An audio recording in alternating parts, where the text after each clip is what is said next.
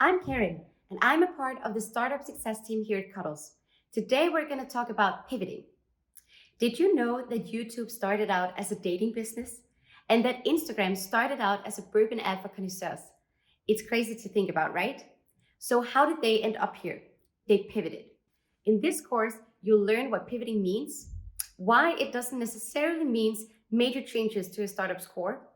You'll learn when to pivot, why experiments are key to your startup's growth, and how to use the pivot pyramid. Pivoting means that when something isn't working, you should change it. And it doesn't necessarily have to be major changes to a startup's core. Sometimes a series of small changes will do the job. In a fast moving and ever changing world, you can expect to pivot more than once. In fact, research from the Startup Genome Project shows that startups that pivot twice are more successful in terms of growth, funding size, and scaling. So, why do you end up pivoting? You see, one of the most challenging things about starting a business is to ensure a product market fit. And no matter how much you research, you won't really know if there's a fit for you in the market until you launch. And sometimes you've just put all of that effort into your startup just to find out that there's no room for you in the market. And that's when you pivot. And let us be clear, pivoting doesn't mean failure. In fact, it means resilience. Failure is when you stop acting, and pivoting might be just the action needed to survive. This, of course, doesn't mean that you should pivot simply because you like the sound of it. Perseverance is key to entrepreneurship, and often perseverance is better than pivoting. However, you should always be willing and able to pivot if it's what's necessary for your startup's growth. So, how to pivot? Well, pivoting is all about experimenting and collecting data, like a scientist.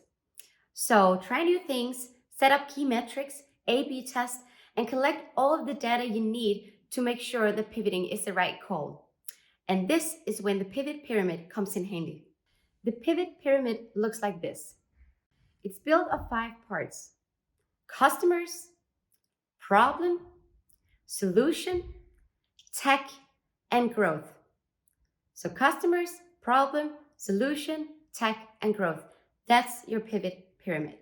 The deeper you get into the pivot pyramid, the more extensive pivoting will be. Customers are the center of everything you do. So, changing your customer base may affect a lot of other aspects of your business. When you're changing your customer base, it may be because that your initial customers suddenly have other needs, or that the development of your product made it more interesting for a different target market. When you're making changes to your customer base, you should make sure to reevaluate all of the upper layers of the pivot pyramid to make sure that they're all aligned. An example of a customer pivot is Facebook, who initially built the platform for a college club, but then changed their customer base to write about everyone. The next layer of the pivot pyramid is problem.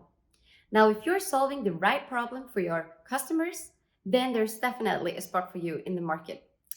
But if people aren't buying in on your idea, then you've probably misunderstood the problem. It's time to get in the field and find out what's actually bothering them. If you're changing the problem, then you've got your customer base just right. But you should take a look at your growth, tech, and solution. A great example of a problem pivot is the retargeting company Criterio.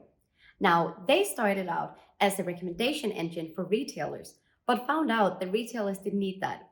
Instead, they had a problem with people putting things in their cart and then leaving the site. And that's when Criterio set sails for their retargeting quest. The next layer of the pivot pyramid is solution, and this one is often subject to changes. Often your solution is updated, new features are developed, new services added, and it's often on the base of what your customers are asking for. Perhaps they're asking for new features, or you see that they're using some features and not others. Take a look at Nintendo, who made a solution pivot back in the 1970s. Now, they were making playing cards, but as technology moved forward, they had to change that if they wanted to survive. And that's when they started to make video game consoles. The next level of the pivot pyramid is technology. And now, nerd alert, this one is a bit technical. It relates to the technology on which you started your startup. When you start growing, you might need to reevaluate the technology on which you built your startup to make sure it keeps up with your growth. A great example of a technology pivot is Facebook yet again. And one of the reasons why they outcompeted Friendster was that when they started to take off, their PHP programming couldn't keep up. So they developed a program named HipHop who was able to convert their code into another coding language. That way, they were able to keep up with the demand for their product. The last layer of the pivot pyramid is growth.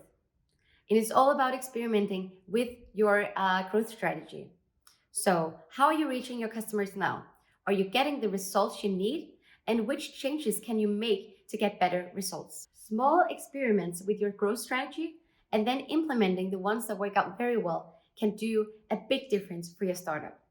Eric Rice, the man behind Lean Startup, identifies 3 different growth strategies: sticky growth, viral growth, and paid growth. While sticky growth is about retaining users long term, viral growth is about creating hype and acquiring new users.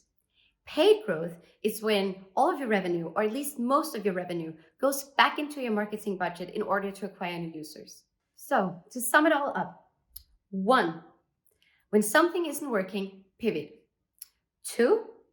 Always pivot to grow your business. 3. Experiments are great. Do them often, and collect all the data you need to make the right decisions. 4. Use the pivot pyramid. It's an awesome tool. If you want to learn more about how to build your business, go to our Startup Academy at Cuddles.io.